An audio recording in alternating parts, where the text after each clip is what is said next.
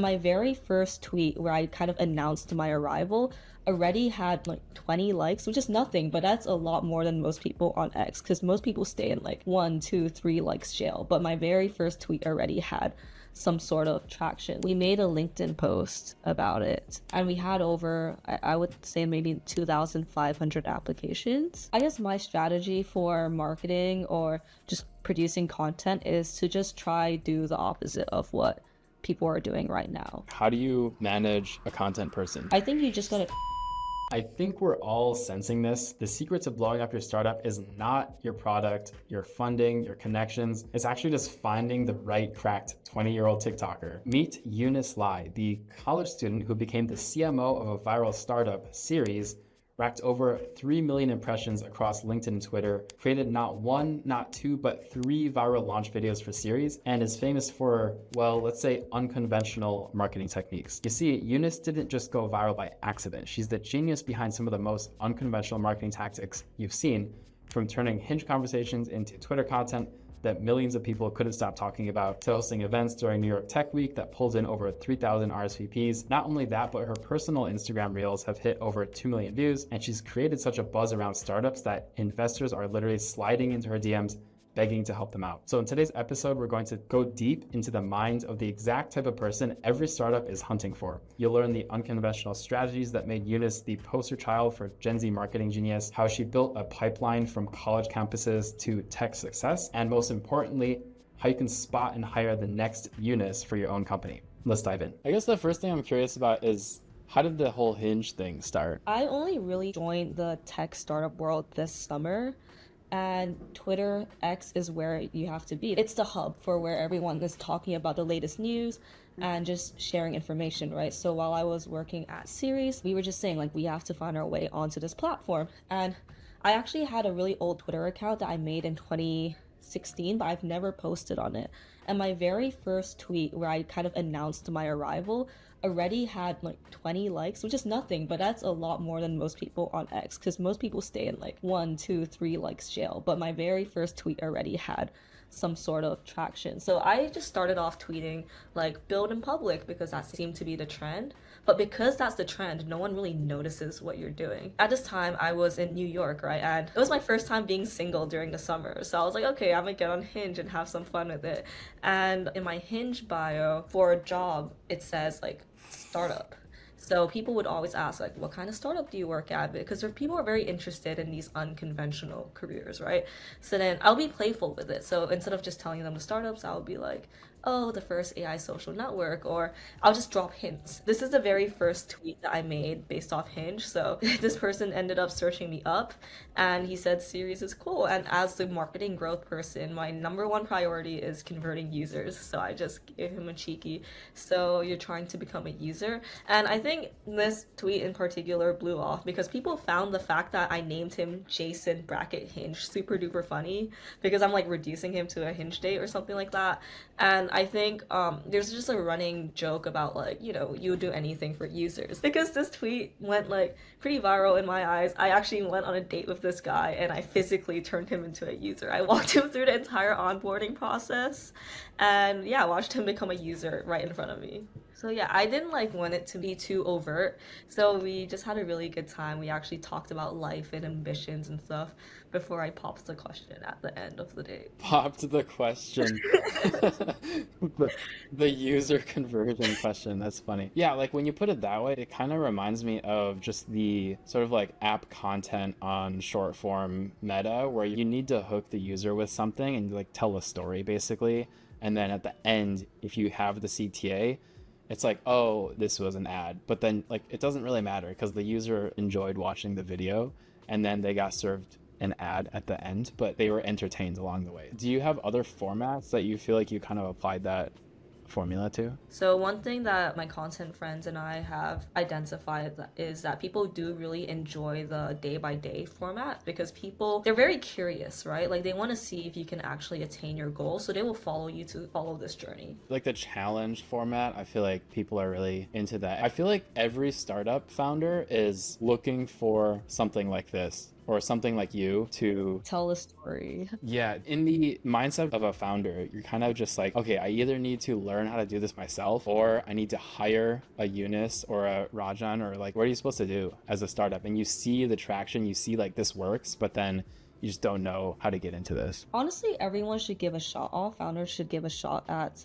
building their own personal brand, because an advice that someone once gave me is that your personal brand stays with you forever, but the company will come and go. So even as a founder, this might not be the only startup you ever do in your life.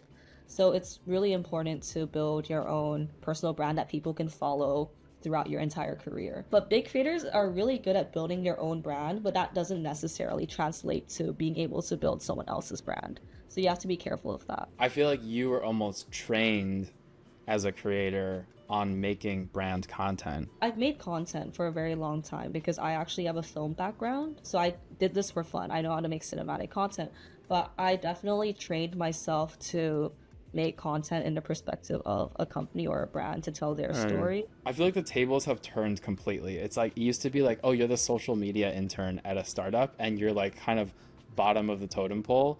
And now it's like the social media intern is basically the CMO. Like that's how you get distribution these days. So from your perspective, like what makes you want to work at a startup? So I was just always into the startup world. I was part of a startup fraternity at my school, Sigma Eta Pi.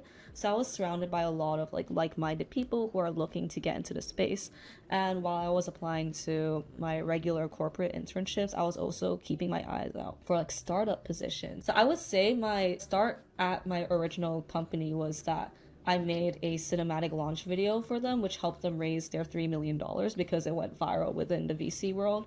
And that really gave me the leverage that I needed to look for other jobs. So after series, I'm sure there were a lot of people trying to hire you. What was wrong with the pitches that you ignored or that you said no to? I think it's because when they reach out to me, they're not really innovating either. They're just looking to me for ideas. So I would get a lot of LinkedIn DMs saying like, hey Eunice, can you join our team and help us come up with a viral format like the TV show you came up with? Yes, that would be my job to help come up with that format, but I think it's very clear when a founder isn't really putting thought into how they want to approach it, when they just come to you saying like, okay, I want my own version of a TV show, rather than saying like, okay, my target audience is this and that. I think they might appreciate a campaign like this because they love watching Love Island. So let's see how we can spin up our own version of this, So that kind of pitch has more thought behind their users, and I think that also reflects on the company and the products. That's actually kind of a gold nugget there. I feel like a lot of startups, they just look at virality and they're like, oh, I want that, but then they don't really think about it. It's a collaboration. You need to have a product and you need to have the marketing, but then you also need like a connection between the product and marketing. Like there needs to be a reason why the marketing is being done for that specific product. So you recently started working at this new startup. What was that pitch like? Like what made you want to work on this project? Sonder is actually built by my closest friends from Carnegie Mellon. So they've seen me through my entire journey this summer. They've been watching and they've been working on their own things. And I just really strongly resonate with their mission. And I think this is the best opportunity for me to be able to work with my best friends on something that I really care about. And it's so rare to be able to do that. I'm just lucky that this kind of fell into my laps, and the timing worked out pretty well for me too. I feel like people, like everyone wants to get into the mind of Gen Z. It's like, what do Zoomers care about? It's just vibes, right? Like Zoomers they just want to build cool shit with their friends. I feel like that's the classic line that I've been seeing for the past like couple of years. Sounds like for you, it's just fun. Like you just want to work with your friends. It's sort of just the vibe. Yeah, I agree. I think I'm lucky to grow up in an environment where my parents support me, whatever I do. And actually, my dad had his own stint in startups back in the 2000s. He was a direct competitor with Trip.com. He grew his company to 50 employees before they ran out of money and had to sell to them. So my dad really understands what it's like to be in a small startup. And I did get some offers from other startups which pay like 2 times, 3 times more than I'm getting paid at Sonder. But I think I'm still really young, right? I have all the time in the world to make as much money as I want.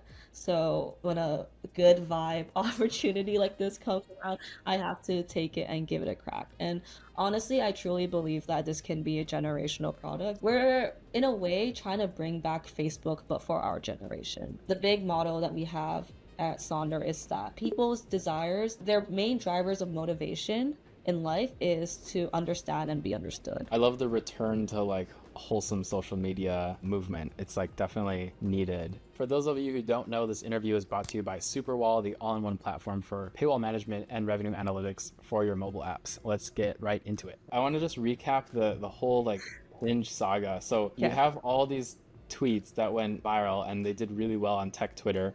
I feel like this was an interesting, I guess you would call it almost like a campaign, like a marketing campaign or like a Yeah. content series. It wasn't just like one way where you're just making content and people are reacting to it. It was very like reflexive. You're almost like making this content and then you like see how people respond to it. And then other people kind of start participating in it. Or they're literally trying to find you on Hinge in whatever city you're in. Like, could you just kind of walk through like that whole journey of like doing the Hinge series and interacting with people on Twitter and then like the Hinge to Twitter flywheel? I think you're correct in saying that it's very reflective of the culture because none of this content is fabricated. I don't fake these conversations. These are real conversations that happen, which shows that this is the real community. This is what the SMX tech community looks like outside of their main domain, and like it's pretty funny, right? Like in terms of baiting, there were people who would like they'll set a trap for me. They'll ask me like, what's your startup? And once I respond, they're like, aha, I got you. And I'm like, this is like a little bit, this is so interesting. But I think people come onto Hinge with the expectations that like there's probably not that much that will come out of it. So I just kind of continue on with this little campaign. I'm never mean to make any of these tweets maliciously. I just think it's a really fun insight into how people are acting. It's pretty funny because I was in New York, but I was really playing into the personification of the SF female, and people really enjoyed watching that happen. That's interesting. Yeah. It's almost like a whole archetype and like character. You're yourself and you're having like actual conversations, but you definitely leaned into it. That's Yeah, I cool. think you have to like you kind of have to full send the persona, right? If you only put a foot in the door, then people are going to be able to tell that okay, maybe this is not your true self and you're trying too hard, right? But if you really like put your entire brand slash personality into it, the smart people can realize that okay, this is a smart persona that they're putting on. They know what they're doing, and at the same time they're able to like play along with it. Yeah. The more creators I meet, the more I realize this is true. It's like you take one small aspect of your personality that is true. It's like truly authentic, but then you just play it up to the max. Like the difference is that on the internet, you are in a crowd of like 100 people. So you have to like play up your personality to make yourself stand out. But in person, you're having a one-to-one interaction, and that's when it's easier to show who you are as a complete person. And then what was this? Like what happened here with Jonathan? Like he was building a dating product and then he found you on Hinge. Like what happened with that? He wanted to build his own dating platform, which is Cupid. And it just happened that that was when I was going viral for being on Hinge. So the natural progression is that it makes sense that I'm part of his video. So he reached out to me asking, could I put you in a video? And he also asked me for permission to use my puppy as bait because a week before this launch video came out, my dog died and I posted about it on Twitter. He asked me for permission about it. So the reason why his video went viral is because one, he used a very trending topics slash person in the video, right? Like everyone knows me as the person lurking on Hinge. And then two, the comment that he left on my post was very outrageous. Like you don't talk about someone's dead pet. People would comment on that, and that just causes more engagement, more outrage. As much as I hate it sometimes, but outrage and absurdity causes virality. I feel like some people might see this like why would Eunice participate in this like in the whole like Twitter Hinge dating meta? Like he was building a product, but did he have viral posts or anything I before think this? before the Cupidly launch, he had maybe 2 or 3 thousand followers, but he's been like an early engager in my tweets, I guess. I didn't really mind it too much, and in general, I separate my personal feelings from my online persona quite well. So, first of all, I thought it was a pretty interesting concept, and you know, the pitch is pretty good, right? Like, okay, I'm making this video that you're gonna be a part of, and I think it'll go viral, so that benefits both of us. And I'm not really afraid of the backlash, I guess. So, I was able to just say, yeah, sure, I don't mind being a part of your launch video. I feel like this is a good lesson in almost like borrowing clout. Like if you see someone going viral and you're like FOMOing and you're like, oh, how do I do that? The lesson here is you can just be part of it. You were going viral for this niche and he had been studying you, reply guying on your Twitter, and he recognized that, oh, I could just collab and that'll help both of us. You know, this video got like 1.5 million views, tagged you in like the center of the tweet, so you got more attention from this, and the Door Startup did as well. Everyone kind of won from this. If it makes sense for these two parties to collab, then I think you'll do very well, as opposed to you just see someone with a lot of clout and you have nothing to do with them, but you want to borrow their clout. It's just not going to have the same effect at all. Okay, let's talk about Reels. So your initial Reels were sort of more classic, like vertical video. And I think you sort of like had this cinematic style, but I feel like you're starting to switch up the style a little bit. Do you think horizontal video on like a vertical video platforms is actually like the new thing? So if you scroll down and click onto, let's say, the one of the camera, this was just like a 1.5-minute video of me talking. It doesn't have that many likes. It only has 35,000 views, but it actually converted to, I think, between like 200 or 250 followers, which is actually a very high conversion rate for Instagram. I think the reason why this did really well is because it's different, right? Like everyone is making vertical videos with loud text and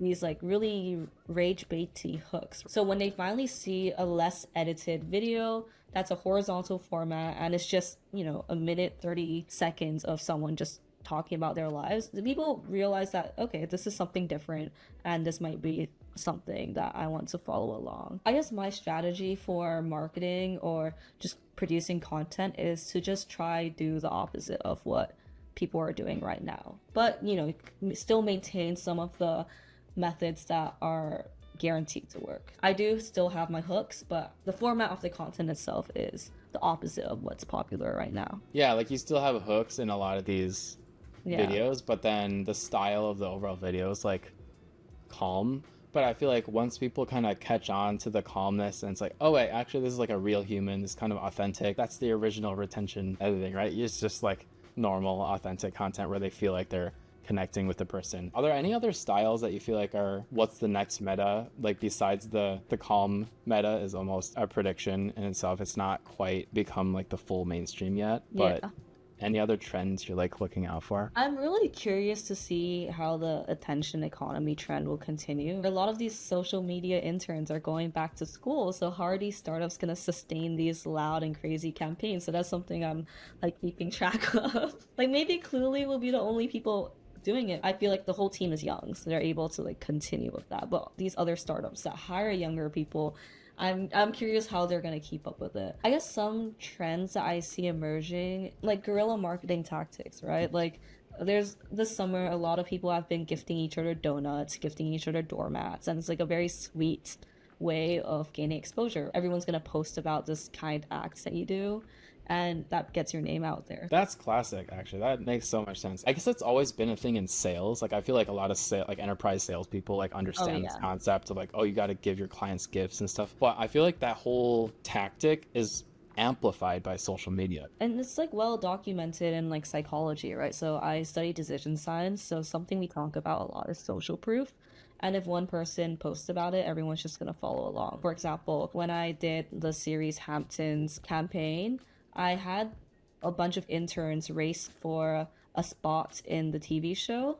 And, you know, I don't think students really like to post on LinkedIn, but once I had like 1 or 2 people posting about it, everyone became really comfortable posting about it too. So then like 2 days, we had over 100 interns post a banner, writing a whole paragraph about, how excited they are to be part of this journey, like what entrepreneurship means to them. Yeah, LinkedIn is so unsaturated. I feel like people love to make fun of LinkedIn, but if people are making fun of the content on a platform, that's a good thing. Like that means that the content is bad, so you can just make good content and stand out on the platform. I think LinkedIn is such a undervalued channel for students, at least. I think this summer we've definitely seen a lot of students learning to take advantage of it, but it's still relatively uncharted territories, and I think it's so beneficial to just start building a brand on LinkedIn. I would say the highest value followers you can have are probably LinkedIn followers. That makes sense. I mean, that's where the money is. You know, it's valuable. It's worth learning. This kind of reminds me of Monad. If you look into this, they release these like cards